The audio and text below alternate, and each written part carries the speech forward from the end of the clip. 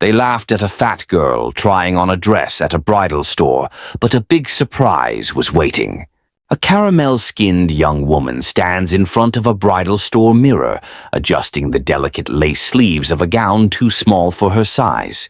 A group of strangers laugh behind her, assuming she doesn't belong in a place like this. But little did they know, they were witnessing the beginning of a transformation they'd never forget. Have you ever been judged unfairly based on your appearance? Have you ever walked into a room and felt like you had to prove your worth before even saying a word? Share some of your experience in the comments. This story isn't just about a dress. It's about reclaiming your power. About love that blooms when no one expects it to. About beauty that breaks stereotypes. About finding your worth not through the mirror, but through your heart. Thank you for being here. Welcome back to the channel, my beautiful story family. Before we begin, I would be glad to know that these lessons get to people in different parts of the world, so please let me know where you're watching from. Thank you for joining this growing community. Now, let us begin. Talia adjusted the straps of her oversized tote bag as she stepped through the glass doors of White Petal Bridal, the chime above jingling faintly against the hum of chatter inside. The air smelled of lavender and crisp linen, and the racks of gowns shimmered under soft golden light. She smoothed her hands over her jeans, her fingers trembling just enough to betray the nerves she'd tried to bury on the drive over. This wasn't her wedding. She wasn't even engaged, but her cousin Mia had begged her to join in on the chaos of her prank-themed ceremony. "Come on, Talia," Mia had said over the phone last week, her voice bubbling with mischief. "Everyone's wearing something ridiculous. You've got to find a dress that screams, 'I'm in on the joke.' It'll be hilarious." Talia had agreed, mostly because she could never say no to Mia, but now, standing in the boutique, she wasn't so sure.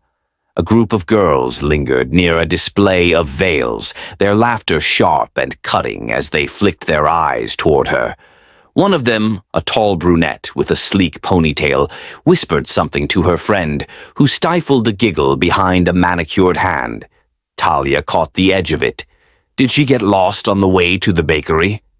And her stomach twisted. She tugged her cardigan tighter around her, wishing she could shrink into it, but she forced her chin up. She wasn't here for them. She was here for Mia. "Can I help you?" The voice came from behind the counter, smooth and edged with something Talia couldn't quite place. Delaney, the boutique assistant, leaned forward, her blonde hair pulled into a tight bun that matched the crisp lines of her blazer. Her smile was thin, practiced, and didn't reach her eyes. She tapped a pen against the counter, her gaze sliding over Talia like she was sizing up a puzzle she didn't want to solve. Talia swallowed, her throat dry. "Hi, I'd like to try on a dress. That one over there?" She pointed toward a rack across the room where a gown caught her eye. Ivory satin with a plunging neckline and a train that spilled onto the floor like liquid moonlight. It was ridiculous, over the top, perfect for Mia's prank wedding. Delaney's eyebrows arched and she stepped around the counter, her heels clicking against the polished wood. "That one?" Delaney said, her tone lilting with amusement. She plucked the dress from the rack and held it up, letting the fabric drape dramatically. Then she turned back to Talia, her lips curling just enough to show teeth. "This is a size 2. You sure about this?" The girls by the veils erupted into muffled laughter, one of them choking on her iced coffee. Talia's face burned, but she squared her shoulders, her voice steady despite the tremor in her chest. "I'd like to try that one." In a 16-inch, Delaney blinked, her smirk faltering for a split second before she recovered. "A 16, she repeated, loud enough for the room to hear, as if she were announcing it to an audience. "Right. A caramel-skinned young woman stands in front of a bridal store mirror, adjusting the delicate lace sleeves of a gown too small for her size. A group of strangers laugh behind her, assuming she doesn't belong in a place like this.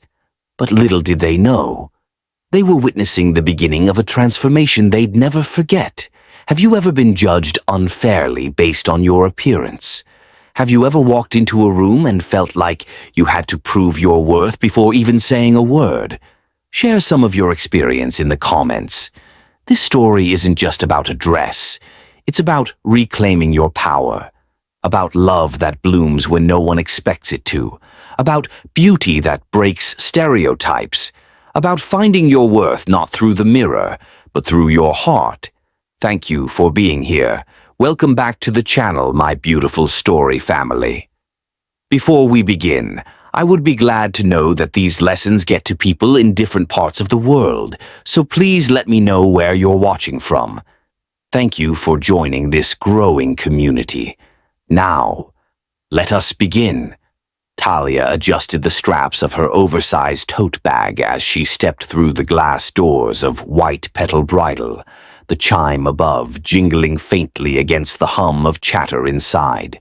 The air smelled of lavender and crisp linen, and the racks of gowns shimmered under soft golden light.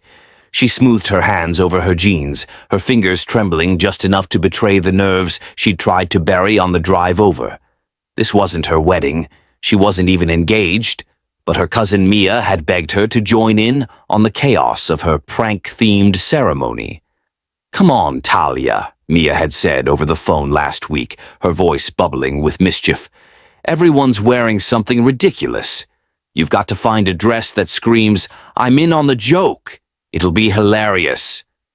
Talia had agreed, mostly because she could never say no to Mia, but now, standing in the boutique, she wasn't so sure. A group of girls lingered near a display of veils, their laughter sharp and cutting as they flicked their eyes toward her. One of them, a tall brunette with a sleek ponytail, whispered something to her friend, who stifled a giggle behind a manicured hand. Talia caught the edge of it. Did she get lost on the way to the bakery? And her stomach twisted.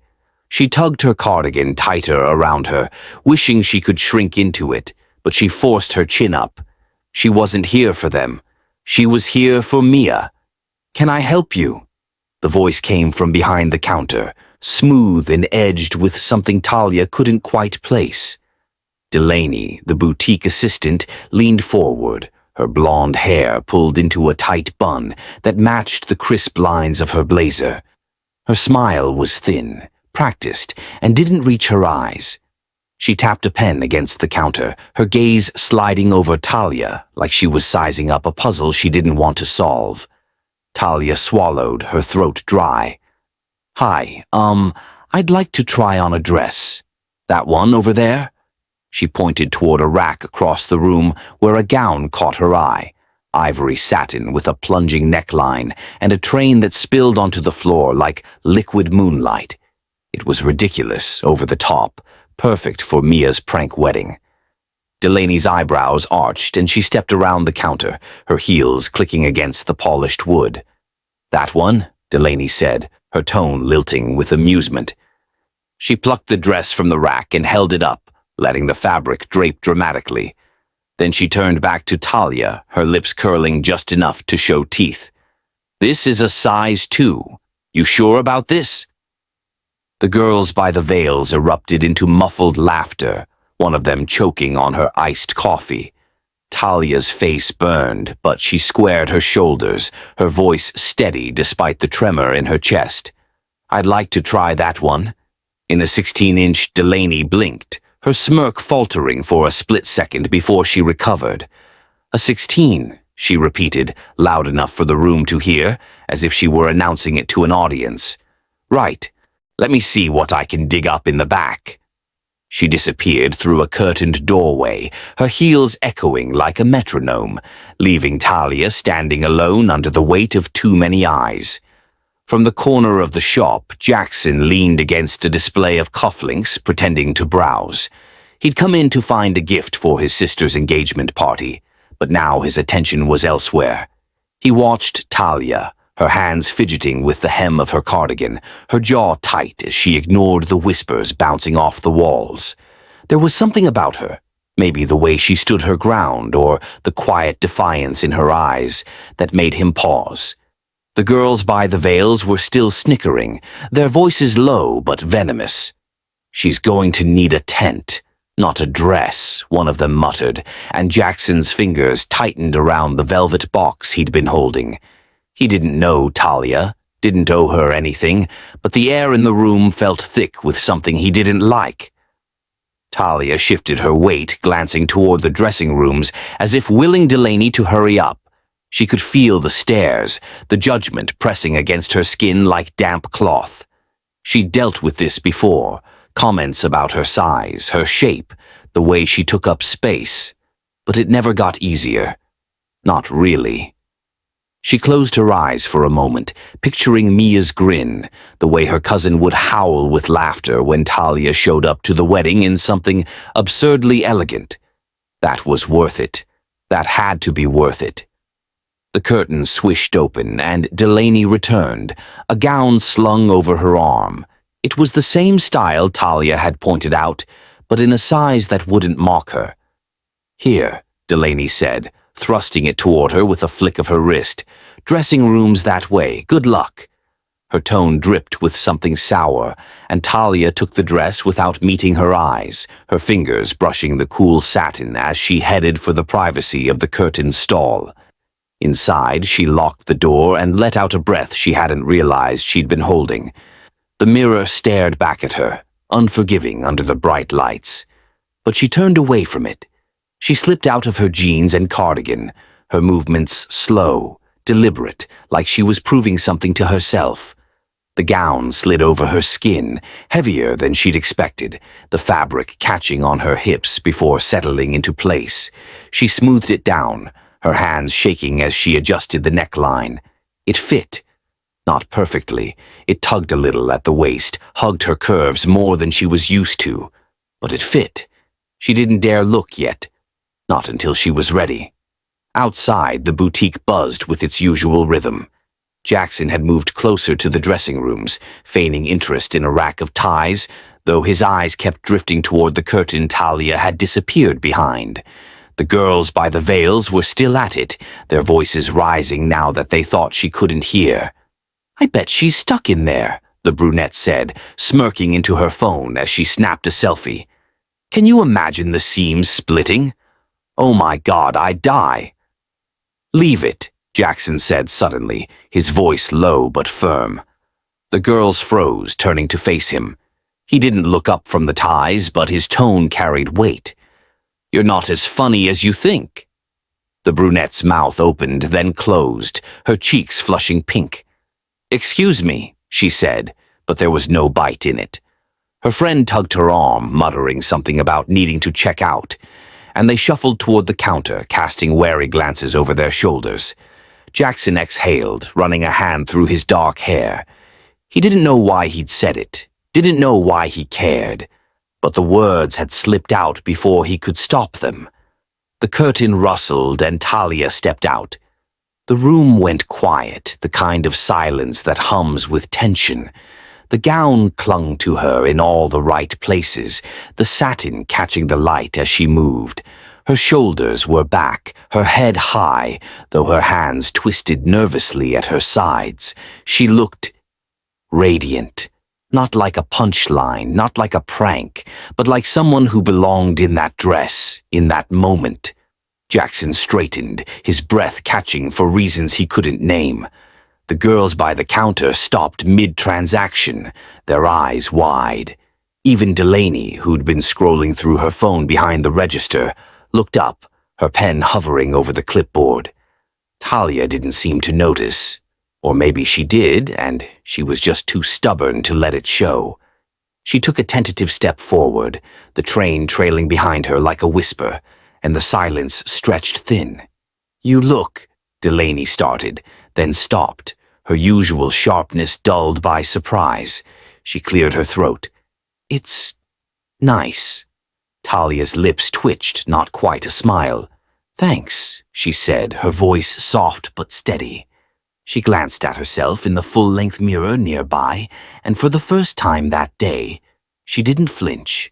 The gown wasn't perfect, but it was hers, at least for this moment. She could feel the weight of the room shifting, the air changing, but she didn't trust it. Not yet. Jackson took a step closer, his hands shoved into his pockets to keep them still. "It's not the dress," he said, his voice cutting through the quiet like a blade. Talia turned, startled, her eyes meeting his for the first time. He held her gaze, unflinching. "It's how you wear it."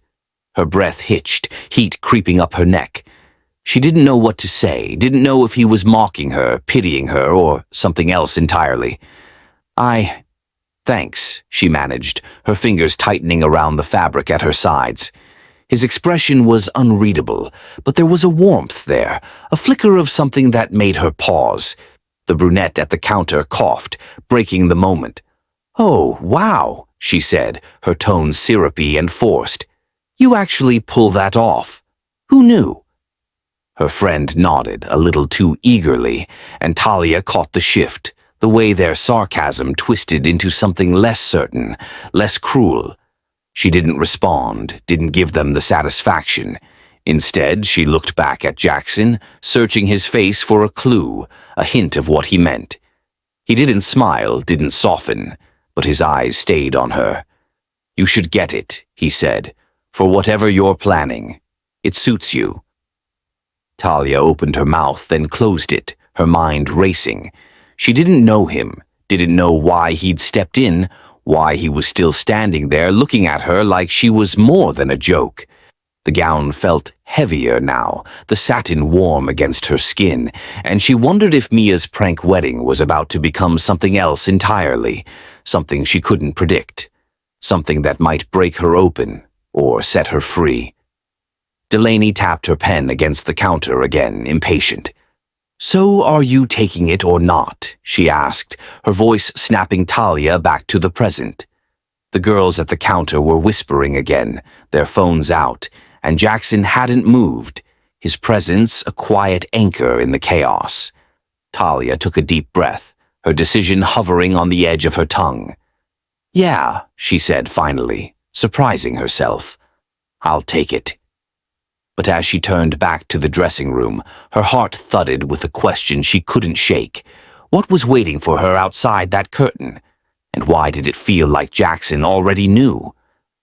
Talia lingered in the dressing room a moment longer, the satin gown still clinging to her as she traced its edges in the mirror.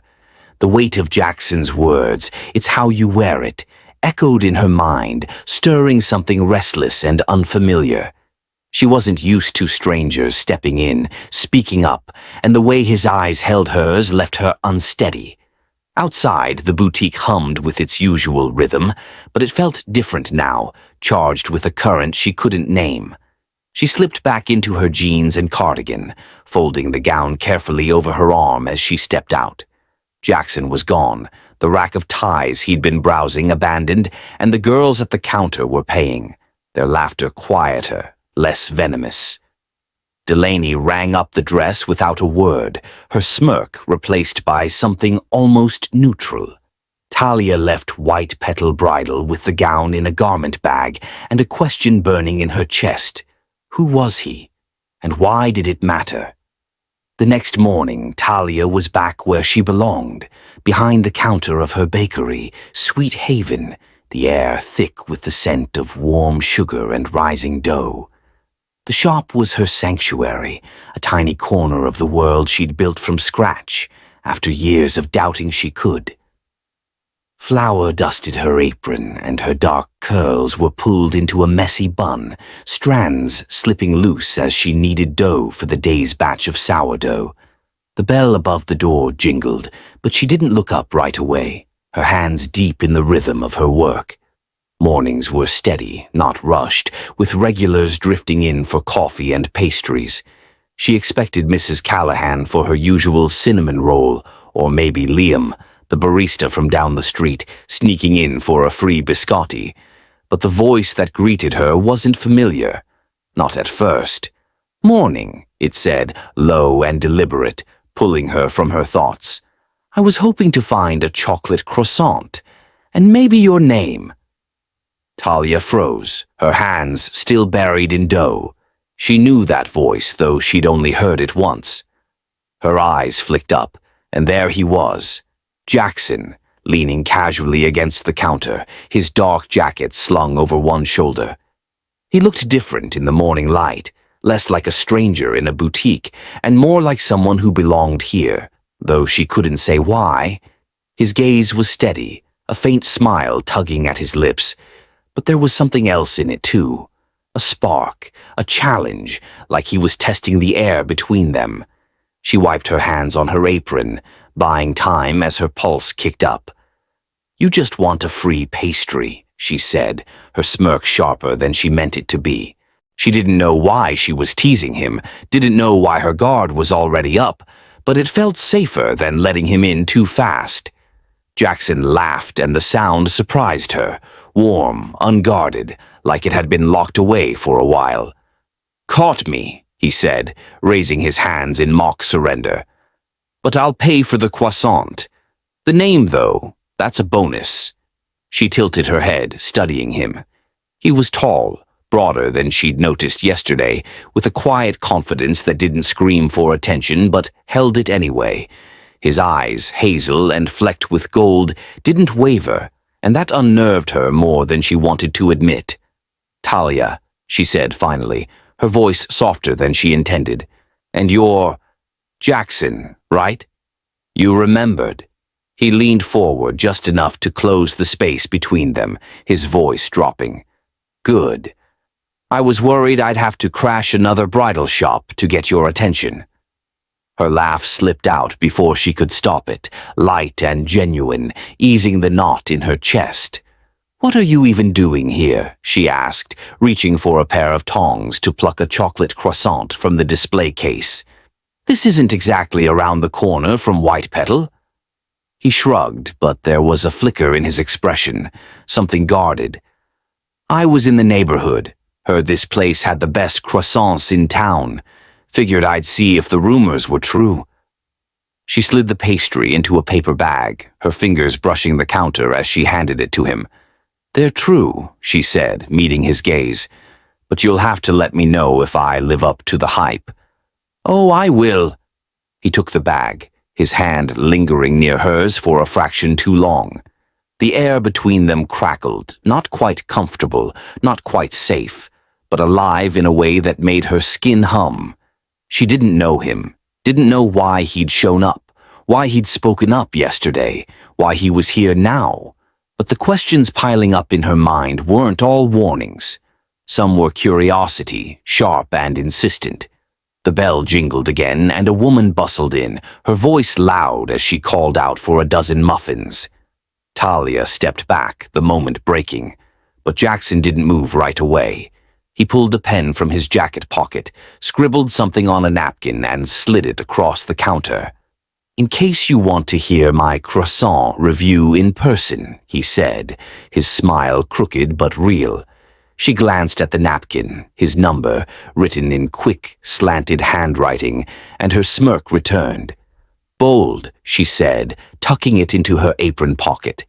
"But I don't give out free refills to strangers."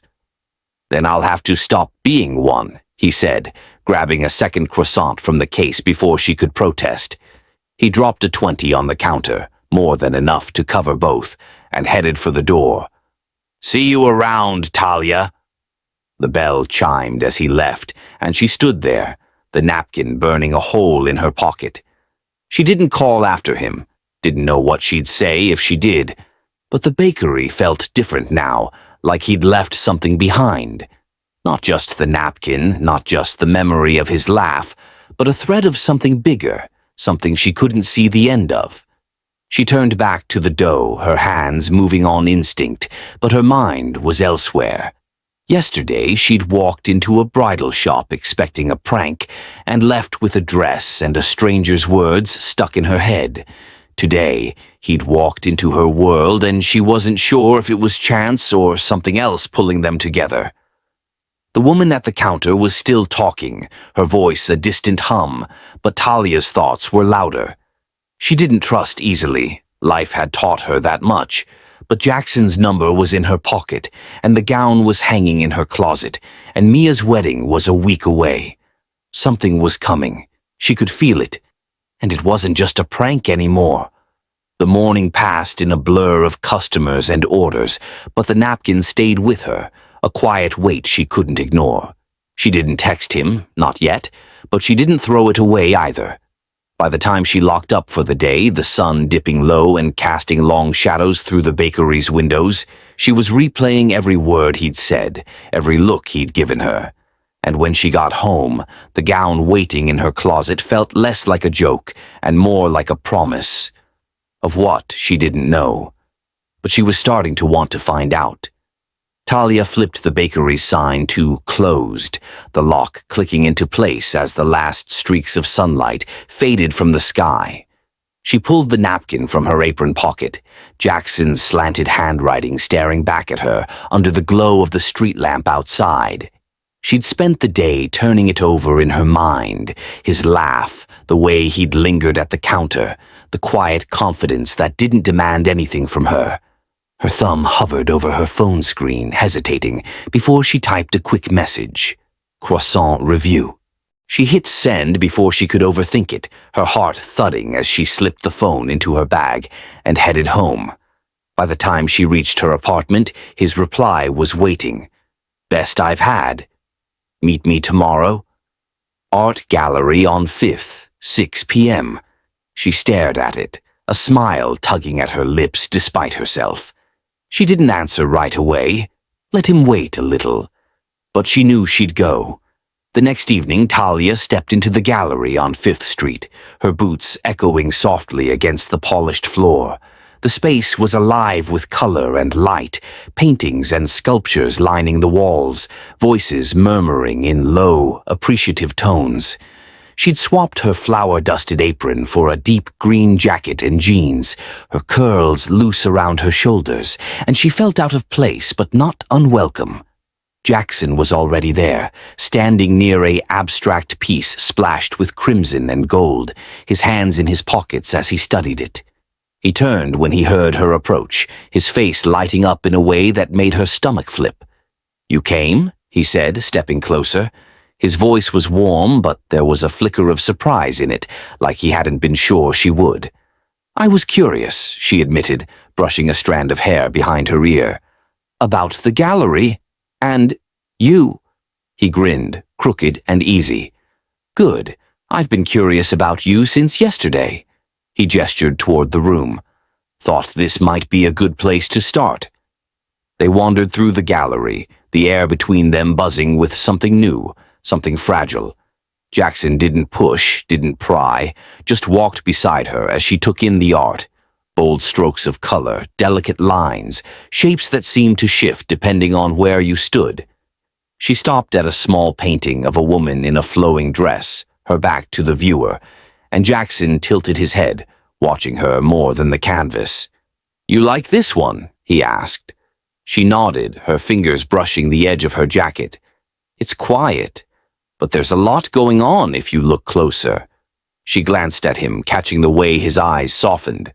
"What about you? What brings you here?" He shrugged, but his gaze drifted back to the painting.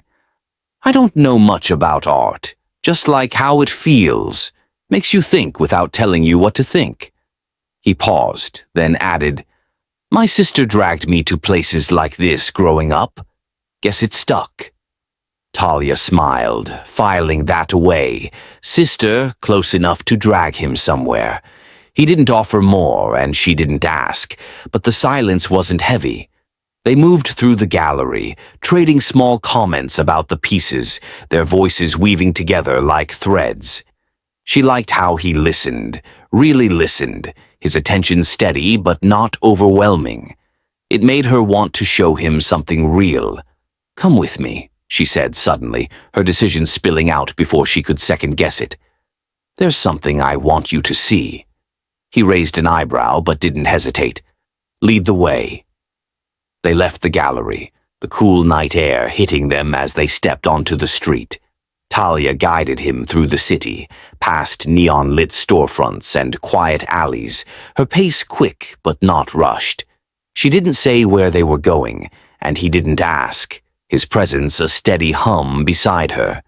After 20 minutes, they reached a brick wall tucked behind a row of shops, hidden unless you knew where to look. She stopped, turning to face it, and Jackson followed her gaze.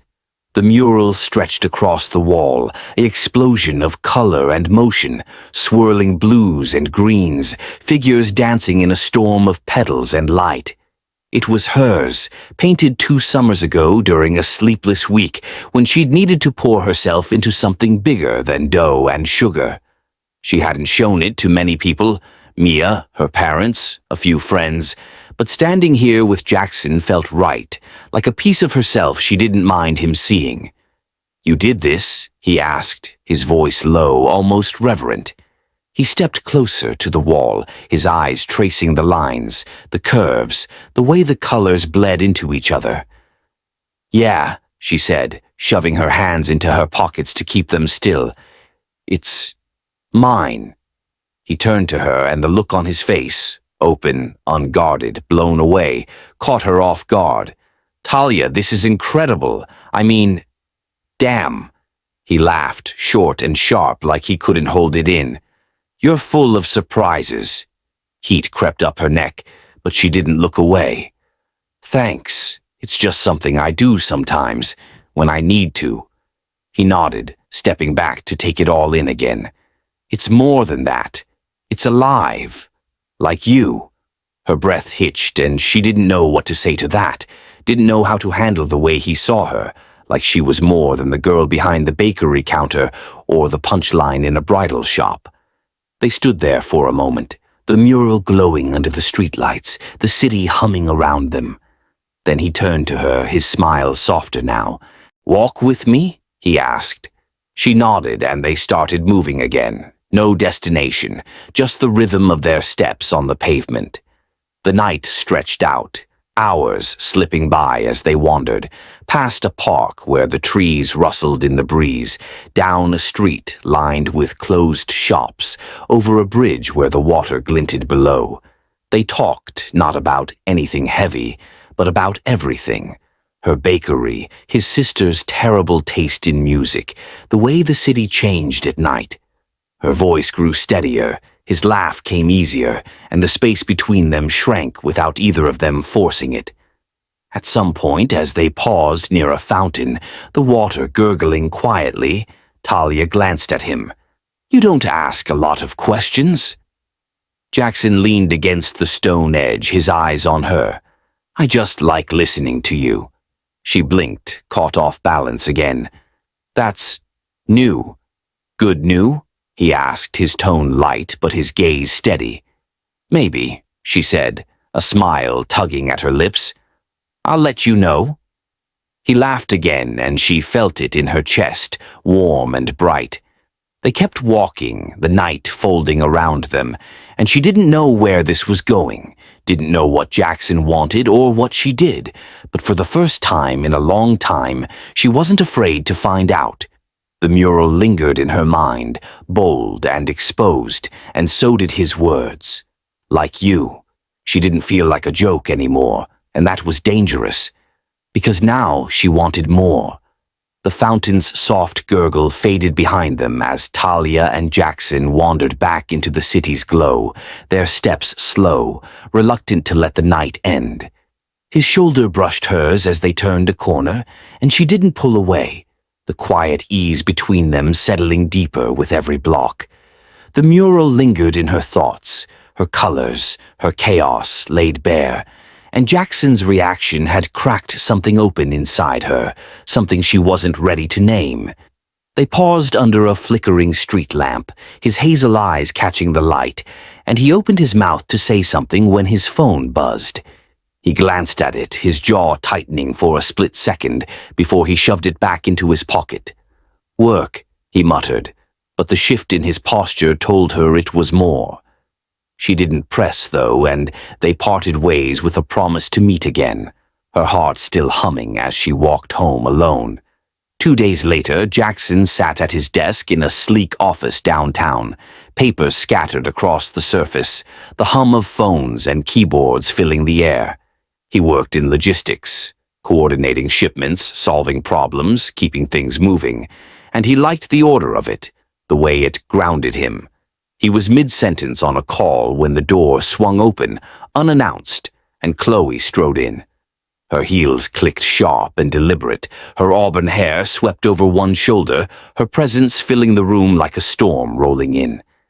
His words faltered, the phone slipping slightly in his grip as he ended the call with a curt, "I'll call you back." "Chloe," he said, leaning back in his chair, his voice steady but edged. "What are you doing here?" She didn't sit, just crossed her arms and fixed him with a look he knew too well, sharp, possessive, like she still had a claim. "I heard you've been playing house with some baker," she said, her tone dripping with disdain. "Thought I'd stop by and see if you've lost your mind." He exhaled through his nose, his fingers drumming once against the desk. "It's not your business anymore. You made that clear when you left." Chloe laughed, short and cutting. "Oh, please, Jax. I'm doing you a favor. She's not your type. Everyone sees it. Some curvy girl from a flour-dusted hole in the wall. She's using you, probably for your money or your connections. You're smarter than this." His eyes narrowed, a muscle ticking in his jaw. "You don't know her, and you don't get to decide who I spend my time with." She stepped closer, leaning over the desk, her voice dropping low. "I know you, and I know girls like her.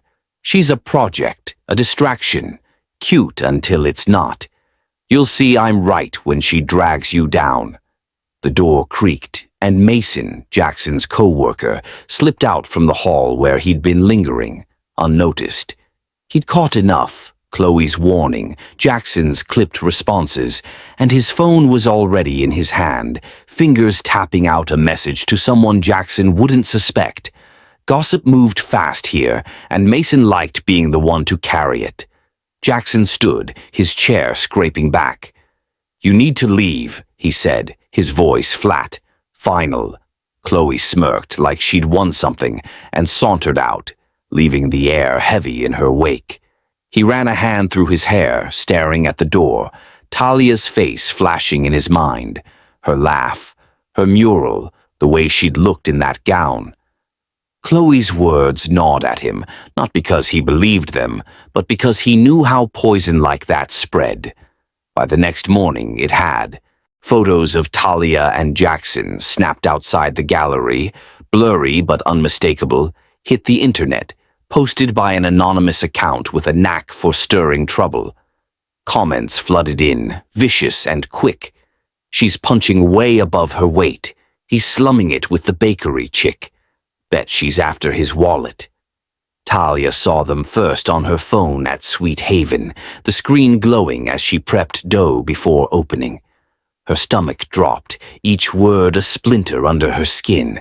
Then the messages started, hate pouring into the bakery's inbox, its social pages, even her personal number somehow. "Fat cow. Gold digger. Leave him alone." She deleted them one by one, her hands shaking, but they kept coming.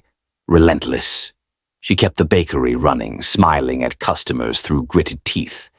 But the cracks showed. By afternoon, Harper, her best friend and occasional barista, noticed. Harper was all sharp edges and fierce loyalty, her pixie cut dyed electric blue this week, and she didn't let things slide.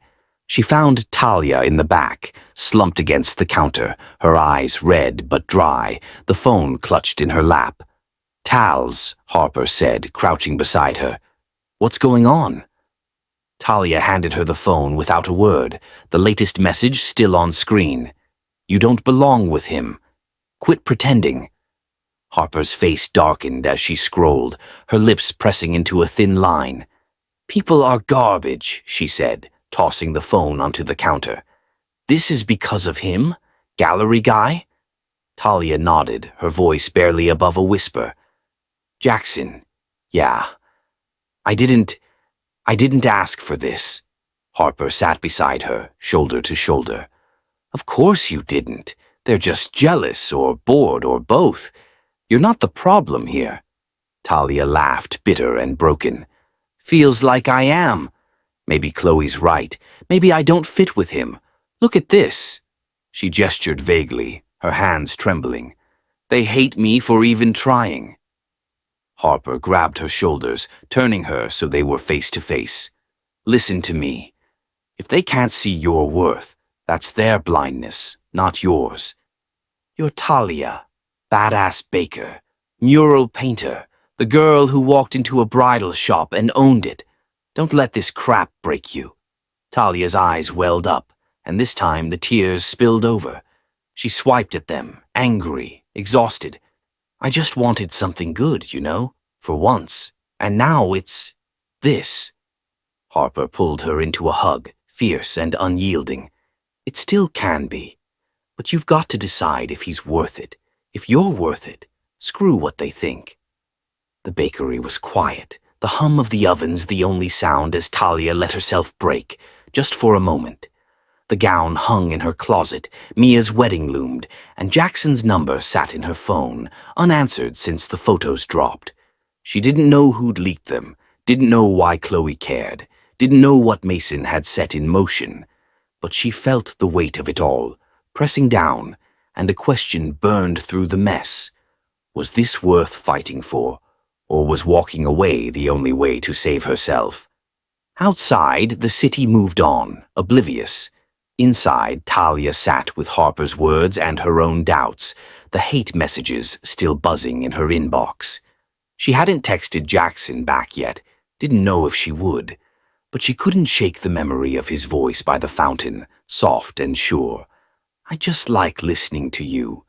And she wondered, as the tears dried and her resolve flickered, what he'd say if he saw her now.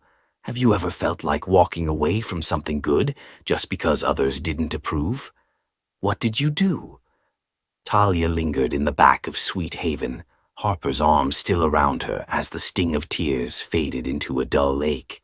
The hate messages kept pinging her phone, each one a jab she tried to ignore, but Harper's words, if they can't see your worth, that's their blindness, clung to her, stubborn and fierce. She hadn't responded to Jackson, her thumb hovering over his last text. You okay? Saw the photos. Call me. She wanted to, but the noise online, Chloe's venom, and the weight of it all held her back. The bakery's quiet felt fragile, like a breath held too long, and she wasn't sure what came next, until the bell jingled out front, sharp and insistent. Harper stood first, peering through the doorway. It's him, she said, glancing back at Talia. Gallery guy. You want me to send him packing? Talia shook her head, wiping her face with her sleeve. Number, I'll handle it. She stood, smoothing her apron, and stepped into the main room where Jackson waited by the counter. His jacket was rumpled, his hair mussed, like he'd run his hands through it too many times, and his eyes found hers with an urgency that made her pause. Talia, he said, stepping forward, I've been trying to reach you. Are you... He stopped, catching the redness in her eyes, the tension in her shoulders. What happened? She crossed her arms, her voice tight. You didn't see? It's all over the internet. Us, the gallery, me. People have a lot to say about it. His face darkened and he pulled out his phone, scrolling quickly. She watched his jaw tighten as he read, the comments flickering across the screen. Damn it, he muttered, shoving the phone back into his pocket. I didn't know it got this bad. Chloe, my ex. She showed up yesterday, stirring things. I didn't think... Chloe, Talia's voice sharpened. She's behind this? Not directly, he said, his hands balling into fists. But she's got a way of lighting fuses. Someone else ran with it. Mason, maybe, a guy from work. He's got loose lips. I'm sorry, Talia. This is my mess. She looked away, the weight of his apology clashing with the hurt, still clawing at her. It's not just your mess now. It's mine, too. My bakery's getting trashed online. People I don't even know are calling me. She stopped, swallowing the words. I didn't sign up for this. He took a step closer, his voice low, steady. Neither did I, but I'm not walking away unless you tell me to. Let me fix this with you. She met his gaze, searching for something, truth, maybe, or a reason to trust him. The bakery was silent, Harper lingering in the doorway, and Talia felt the crossroads beneath her feet. Why me? She asked finally, her voice softer but no less raw. Why stick around when it's this messy? Jackson exhaled, like he'd been waiting for that question. Come with me. I need to show you something. He held out his hand, not demanding, just offering, and after a beat, she took it, her fingers brushing his with a spark she couldn't ignore. He led her out of the bakery, Harper watching with a nod of approval, and they walked 2 blocks to a quiet coffee shop, its windows fogged from the warmth inside. They slid into a corner booth, the hum of conversation around them a buffer from the world.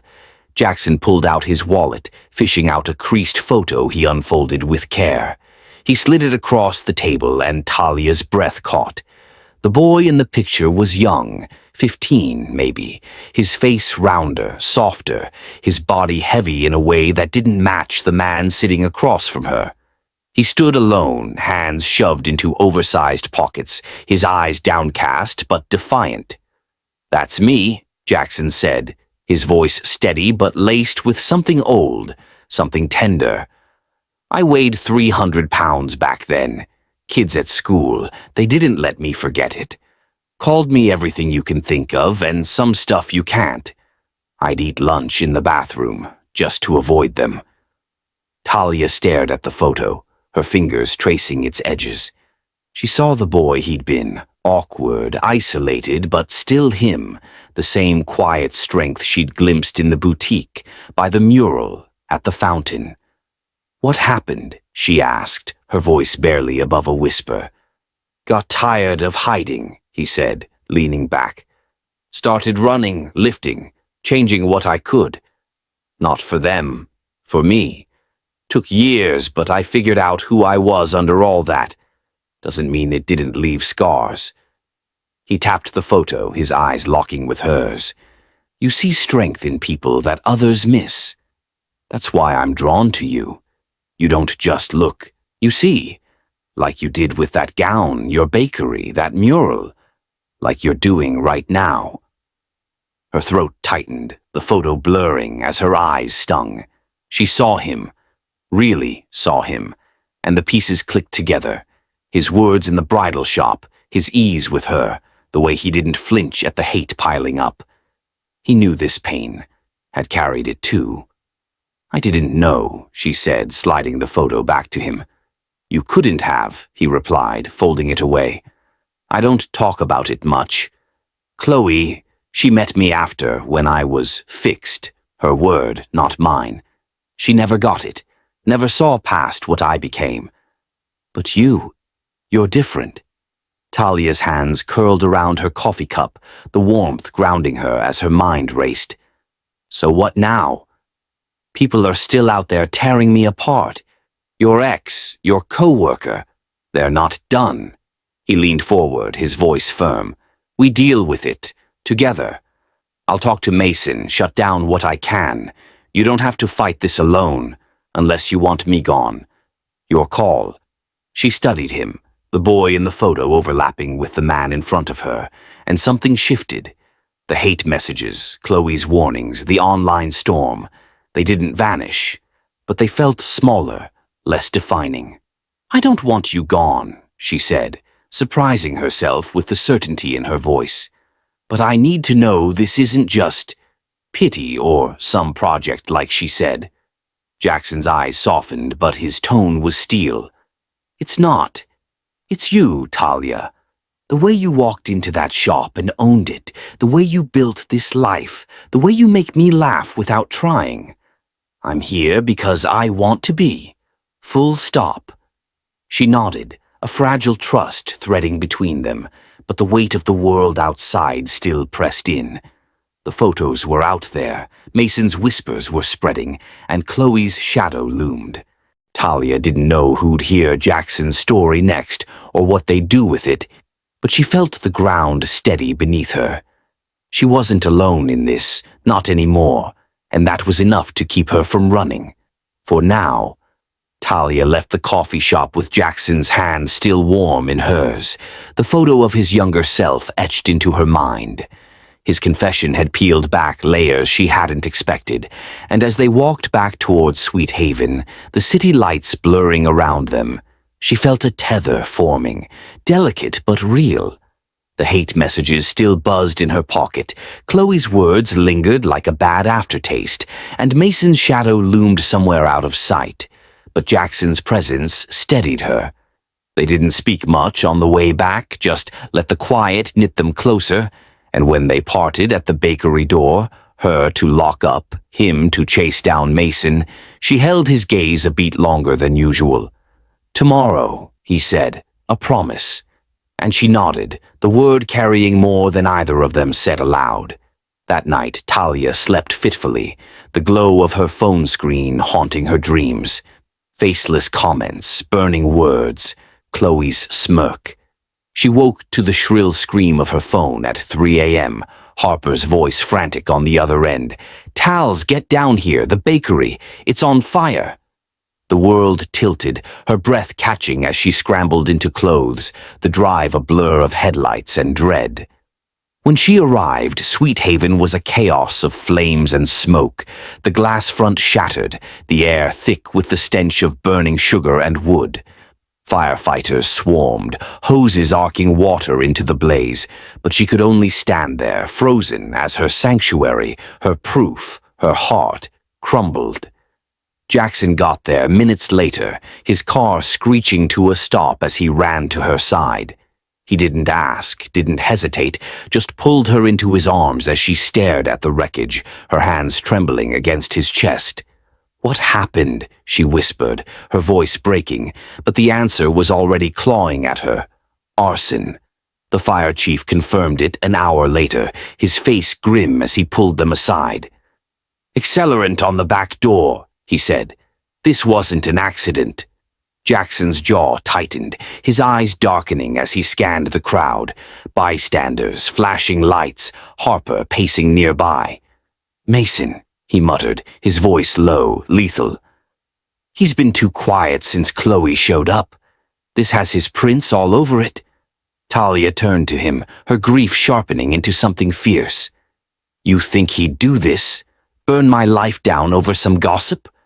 "I don't know," Jackson admitted, his hands balling into fists.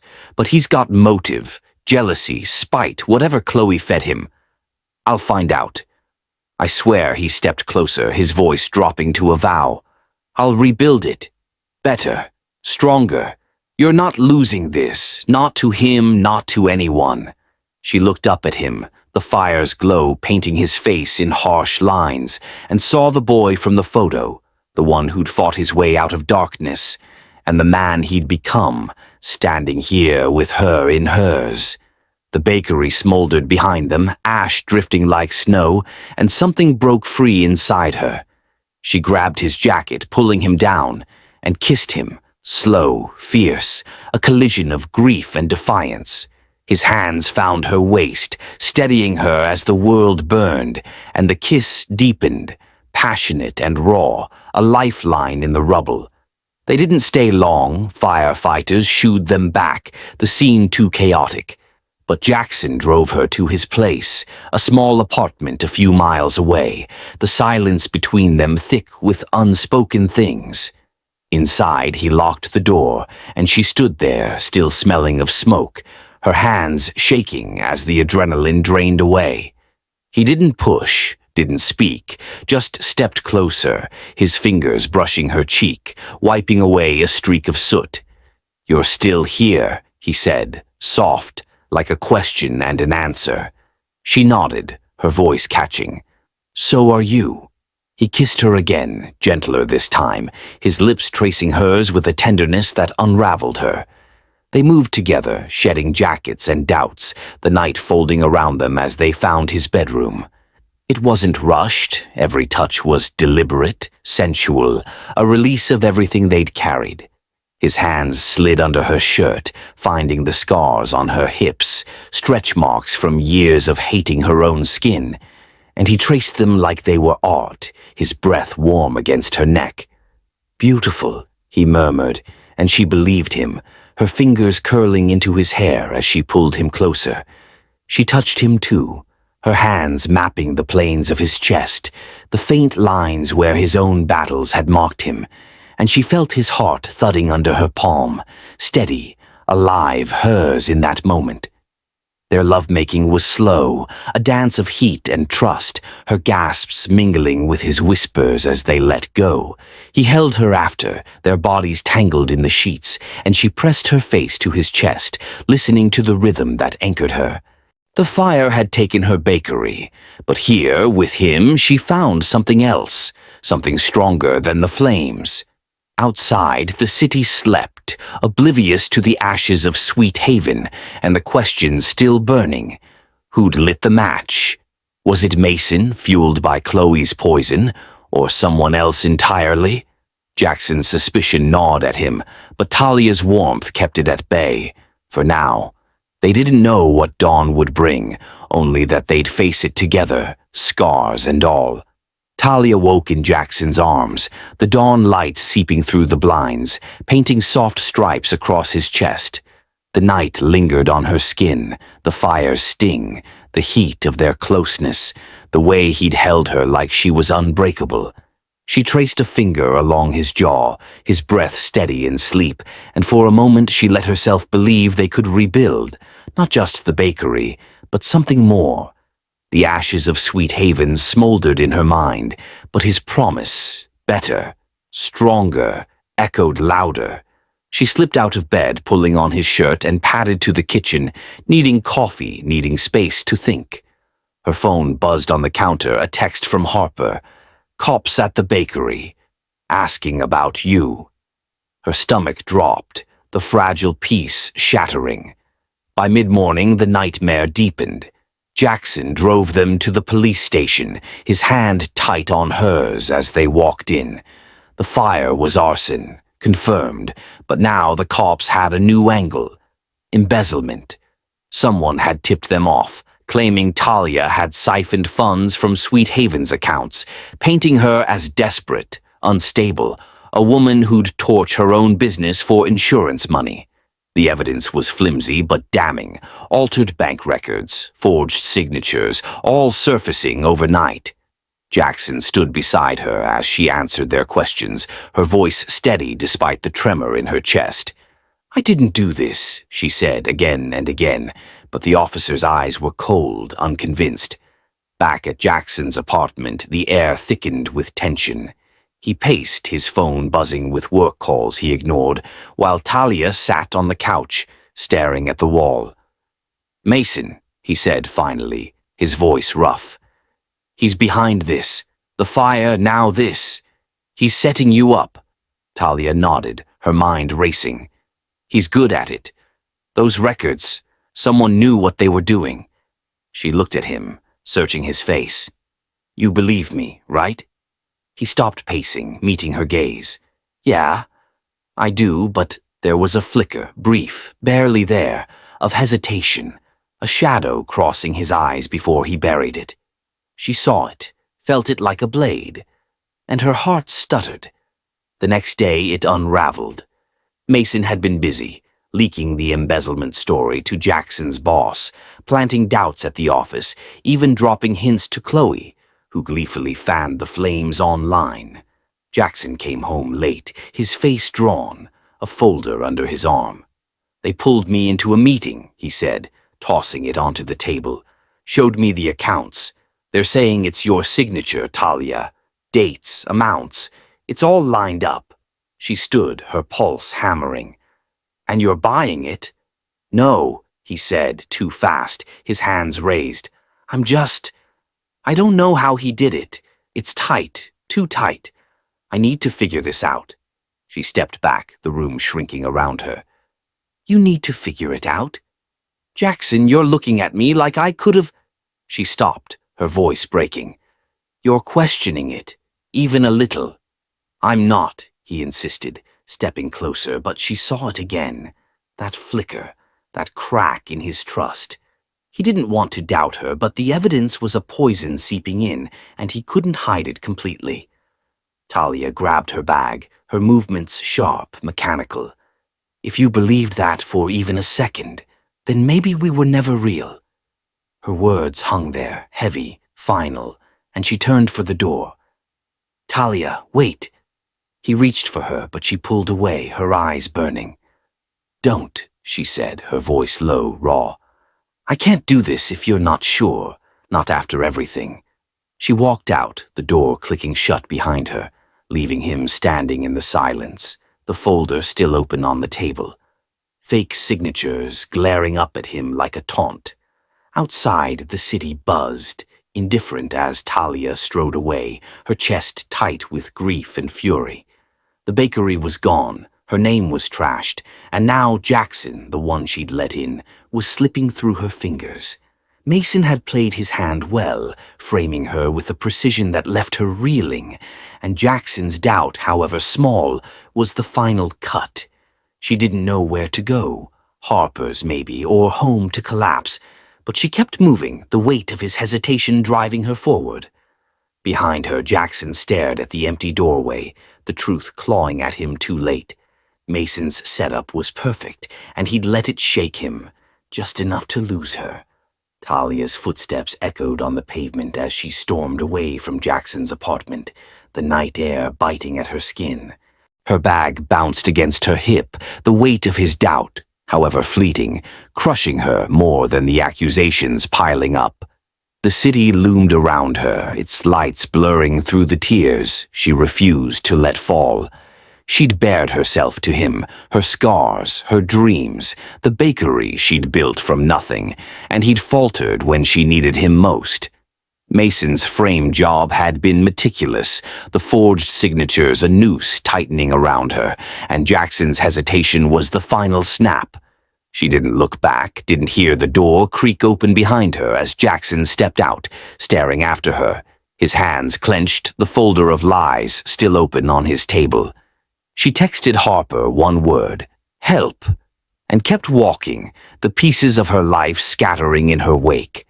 By morning, Harper was on it. Talia crashed at her cramped apartment, a futon in the corner, her only refuge as exhaustion claimed her.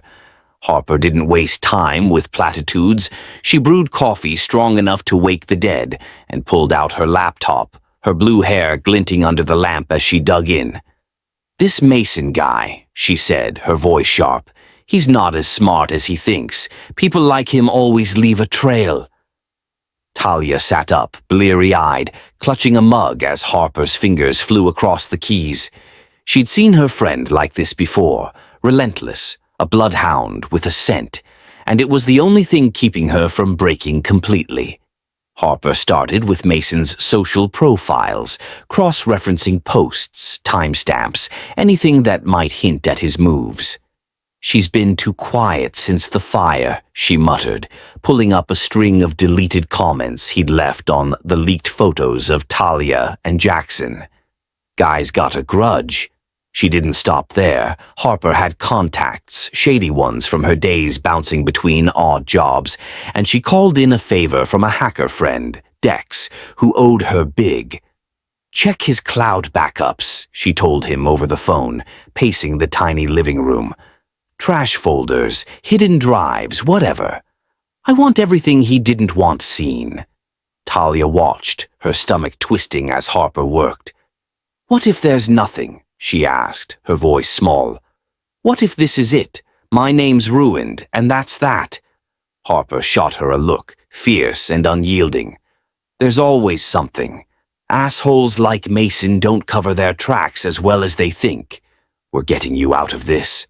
Talia nodded, clinging to that fire in her friend's eyes, the one thing holding her together as the hours ticked by. Dex came through by noon, an encrypted file pinging into Harper's inbox.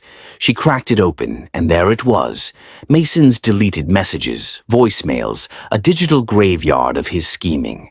Texts to an unknown number. She's done. Records are set. A voice memo, his smug tone unmistakable. Talia's finished. Cops'll eat this up. Chloe's wiring the cash tomorrow. Harper grinned, a predator's smile, as she played it for Talia, the audio cutting through the haze of her despair. "Chloe," Harper said, pausing the recording, "she paid him. This wasn't just Mason being a prick, it was a hit." Talia's breath caught, the pieces snapping into place. Chloe's visit to Jackson's office, her venomous warnings, the fire, the embezzlement, all orchestrated. A puppet show with Mason pulling strings for a paycheck. "Why?" she whispered, her hands trembling around the mug. "What did I ever do to her?" "She's obsessed," Harper said, scrolling through more messages. Chloe's replies, clipped and cold. "Make it stick. He's mine. Jackson's her prize and you're the threat. She didn't care about burning you down to get him back." Harper didn't stop there. She dug deeper, finding a bank transfer, $5,000 from Chloe's account to Mason's, time-stamped the day before the fire. Photos, too, snapshots of the forged documents before they hit the cops, Mason's handwriting on sticky notes planning the drop. It was a gold mine, sloppy and undeniable, and Harper was already on the phone with a lawyer friend, laying it out. "We've got enough to bury them," she said, hanging up. "Cops'll have to listen now." By evening, Harper marched into Sweet Haven's charred remains, Talia trailing behind, still numb but steadying. Jackson was there, talking to a firefighter, his face drawn, shadows under his eyes. He turned as they approached, his gaze locking on Talia, a mix of relief and guilt flashing across his features. "Talia," he started, stepping forward, but Harper cut him off, thrusting her phone into his hands. "Listen to this," she said, hitting play on the recording. Mason's voice spilled out, smug and damning, followed by Chloe's texts lighting up the screen. Jackson's jaw tightened, his hands gripping the phone as the truth sank in. Harper crossed her arms, her voice cutting like glass. "Your girl's name? Cleared. Your partner? Trash. Mason's done, and Chloe's going down with him." Jackson looked at Talia, his eyes searching hers. "I didn't know," he said, his voice rough. "I should have—" "Stop," Talia said, her tone flat but firm. She took the phone from him, handing it back to Harper. "You doubted me. That's what I know." She turned away, the rubble crunching under her boots, and he didn't follow. Not yet. Harper stayed by her side, a silent shield, as they headed for the lawyer's office to turn it all over. The next day, the cops had Mason in custody, his digital fingerprints all over the arson and the frame job, Chloe's payment the nail in his coffin. She was next, hauled in for questioning, her polished facade cracking as the evidence mounted. Talia's name cleared fast, the online storm shifting as Harper leaked just enough to turn the tide, local baker framed by jealous ex and co-worker, and Sweet Haven's inbox flooded with support instead of hate. But Talia didn't feel the victory. She stood in her apartment, the gown for Mia's wedding still hanging in her closet, untouched since the fire. Jackson's texts piled up. "I'm sorry. Let me fix this. Please talk to me." But she didn't reply. Harper crashed on her couch, triumphant but quiet, giving her space. "You're free now," Harper said, sipping a beer. "What's next?" Talia stared out the window, the city sprawling below, and didn't answer. Mason was trash, Chloe was exposed, and her name was hers again. But Jackson's doubt lingered, a scar she couldn't touch yet.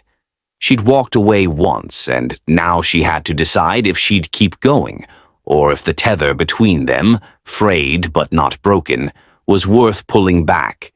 The bakery's ashes waited, and so did he, and Talia wasn't sure which fire she'd face first.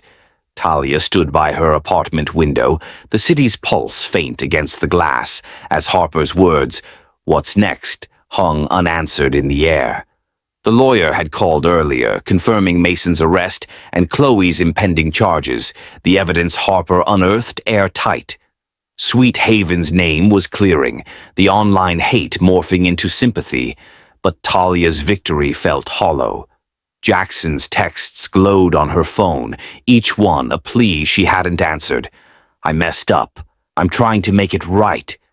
Please, Talia." She wanted to believe him, wanted to feel the warmth of his arms from that night in the rubble, but his doubt, brief, sharp, cut deeper than she'd admitted. She turned away from the window, the gown in her closet a quiet reminder of Mia's wedding, now just days away, and wondered if she could still wear it without breaking. A week later, Talia found herself at a gala, dragged along by Mia, who insisted she needed a night out. The event was a charity fundraiser, all glitz and gold in a downtown ballroom, the kind of place Talia usually avoided. She wore a deep blue dress. Not the gown, not yet. Its fabric hugging her curves as she navigated the crowd, Mia's laughter pulling her forward. "You're not moping tonight," Mia said, shoving a glass of champagne into her hand. "You're a badass, and you're here to shine." Talia managed to smile, but her eyes scanned the room, half expecting Jackson, half dreading him. He was there. She spotted him across the ballroom, his dark suit sharp against the sea of glitter, his gaze already on her. Her breath caught, but she turned away, focusing on Mia's chatter, the clink of glasses, anything to keep her grounded. The night wore on, speeches droning about donations and hope, until the MC announced an unexpected speaker.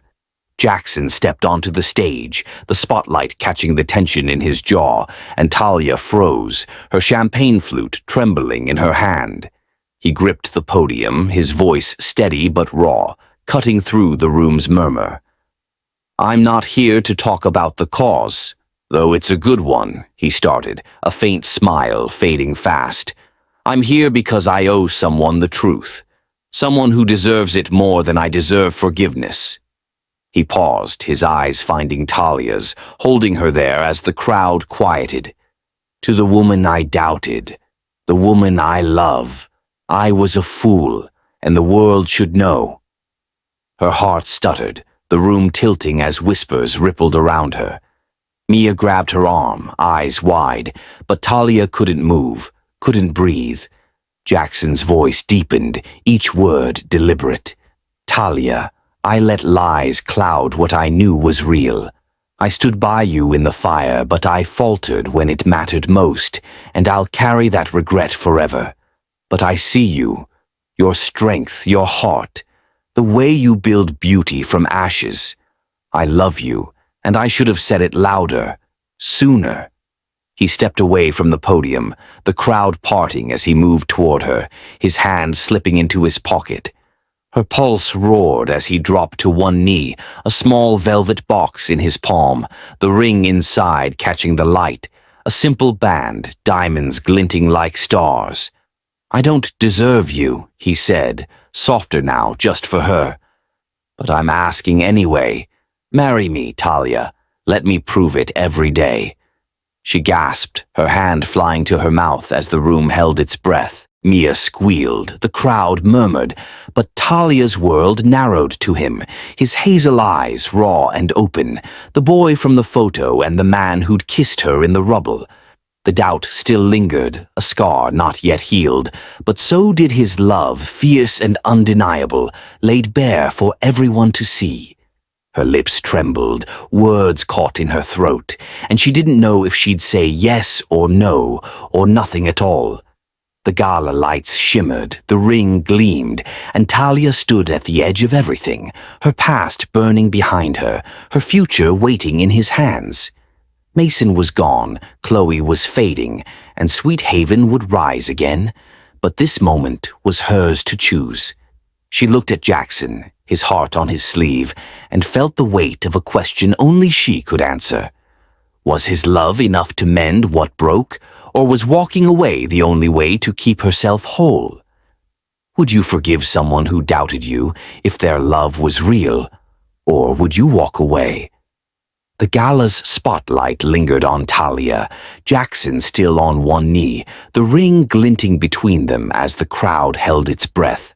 Her chest tightened, his words, "the woman I love," echoing through her, clashing with the memory of his doubt. She saw the boy he'd been, the man he was, the love he offered now, raw and public, and her heart teetered. Mia squeezed her arm, whispering, "You don't have to decide tonight." But Talia's eyes stayed on Jackson's, searching, weighing. Slowly she stepped forward, her hand trembling as she touched his shoulder. "Get up," she said, her voice soft but firm. He did, hope flickering in his gaze, and she added, "I need time." He nodded, slipping the ring back into his pocket, the crowd exhaling as she turned away. Not a yes, not a no, but a pause. The night ended with them apart, the question unanswered, but the tether between them held, taut and unbroken. Weeks later, after Mason's conviction and Chloe's plea deal, Talia stood stronger, Sweet Haven's rebuild underway, her name restored, her scars softening. Jackson didn't push, didn't crowd her, just showed up, helping with permits, bringing coffee, proving his words with quiet, steady acts. She watched him, felt him, and one night, over takeout in her half-furnished apartment, she slid the velvet box, still in his jacket pocket, across the table. "Ask me again," she said, her smile small but real. He did, and this time she said yes, her kiss sealing it, the ring settling on her finger like it belonged there. Now Talia stepped through the glass doors of White Petal Bridal, the chime above jingling just as it had months ago. The air still smelled of lavender and linen, the racks of gowns shimmering under golden light, but this time she wasn't here for a prank. Jackson walked beside her, his hand brushing hers, his suit swapped for a casual jacket, his presence a quiet anchor. She wore jeans and a sweater, her curls loose, but her stride carried a confidence that turned heads. The same girls from before weren't there, but Delaney was, behind the counter, her blonde bun as tight as ever, her pen pausing mid-tap as she looked up. "Talia." Delaney's voice wavered, her eyes widening as they flicked from Talia to Jackson, then to the ring glinting on Talia's hand. "You're back?" Talia smiled, not warm, not cold, just sure. "I'm here for a dress."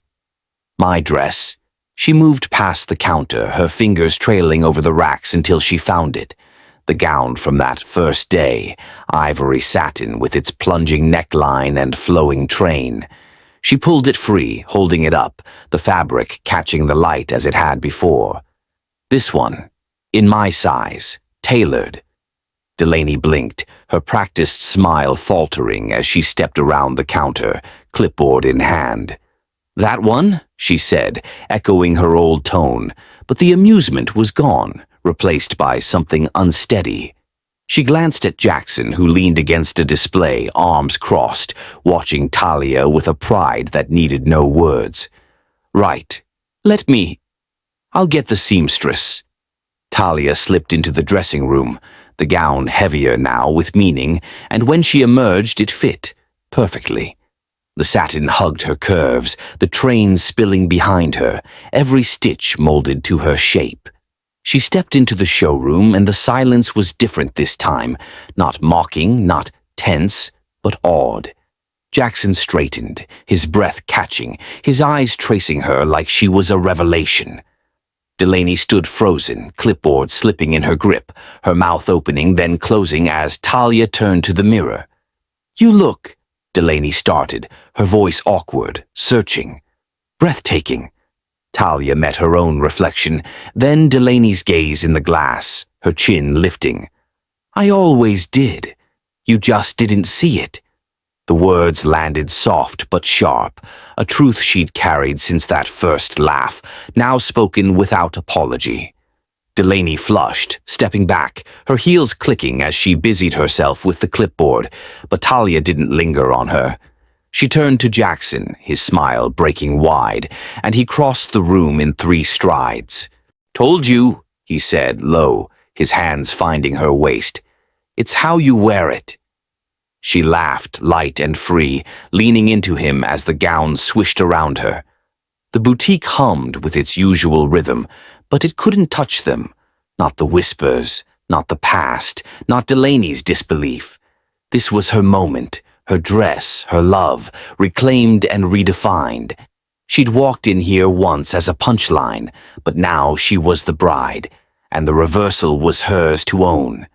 Outside, the world waited. Mia's wedding behind her, their own ahead, Sweet Haven rising from ash. Talia chose the gown, paid for it, and left with Jackson's hand in hers, the satin folded in a garment bag that carried no jokes, only promises. Delaney watched them go, her pen still, and for once she had nothing to say. Talia stood in white petal bridal, the tailored gown hugging her as Jackson's hands rested on her waist, his words, "It's how you wear it," warming her from the inside out. She caught their reflection in the mirror, a bride and her groom-to-be, and the weight of Delaney's stunned silence faded into the background. They left the boutique together, the garment bag slung over Jackson's shoulder, her ring glinting as she laced her fingers with his. The city buzzed around them, but their steps were steady, carrying them toward a future they'd fought for, through fire, doubt, and redemption. She'd said yes, not just to the ring, but to him, to them, and the reversal at White Petal felt like a quiet triumph, a chapter closing as another began. Months later, the wedding day dawned bright and crisp, a soft autumn glow filtering through the trees at the outdoor venue Mia had helped pick. Talia stood in a tented room, the gown flowing around her, its satin catching the light as Harper adjusted the train, her blue hair a stark contrast to the ivory. "You're a vision, Tals," Harper said, grinning, and Talia smiled back, nerves fluttering but certain. The music swelled outside, strings and soft piano, and she stepped into the aisle, her eyes finding Jackson at the altar. He wore a dark suit, his hazel gaze locking on hers, and the crowd faded as she walked toward him, every step a reclaiming of what they'd built. He took her hands as she reached him, his thumbs brushing her knuckles, and the officiant's voice hummed in the background. But Jackson leaned in, his breath warm against her ear, and whispered, "I loved you in that dress, but I love you more in your apron." She laughed, soft and unguarded, the sound blending with the rustle of leaves overhead, and the vows they spoke were simple, raw, a promise forged in ashes and sealed in light. The ring slid onto his finger, matching hers, and when they kissed, slow, sure, full of everything they'd survived, the guests cheered, but it was just them, full circle. The scene shifted, weeks later, the rebuilt Sweet Haven buzzing with life.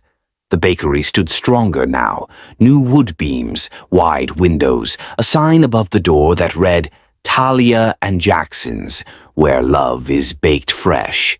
Customers filled the space, their chatter mingling with the clink of coffee cups and the ding of the register. Talia moved behind the counter, her apron dusted with flour, her curls tied back as she slid a tray of chocolate croissants, Jackson's favorite, into the display. He worked beside her, boxing orders, his sleeves rolled up, a grin tugging at his lips every time their eyes met. The scars of the fire were gone, replaced by fresh paint and warm light, the bakery a testament to their resilience. On the counter, cupcake boxes stacked high, each one tied with a ribbon and a tiny love letter. Notes from Talia to Jackson, Jackson to Talia, scribbled in quiet moments and left for customers to find. "You're my steady ground," her handwriting. "You make me brave," his. People smiled as they read them, some tucking the notes into pockets, others snapping photos to share.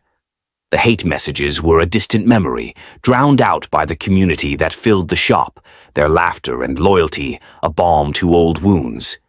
The day wound down, the last customer leaving with a wave, and Talia leaned against the counter, Jackson stepping behind her, his arms wrapping around her waist.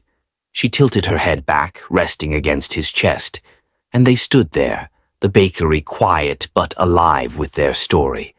Outside, the sign glowed against the dusk. Talia and Jackson's, a promise baked into every brick.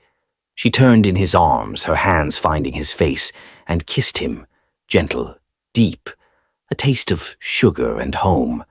The camera pulled back, framing them in the doorway, love letters fluttering in the breeze, the world theirs. Did this story move you? What part stuck with you the most? Let's talk in the comments and share love today. Thank you for watching. Please like and subscribe for more. See you in the next one.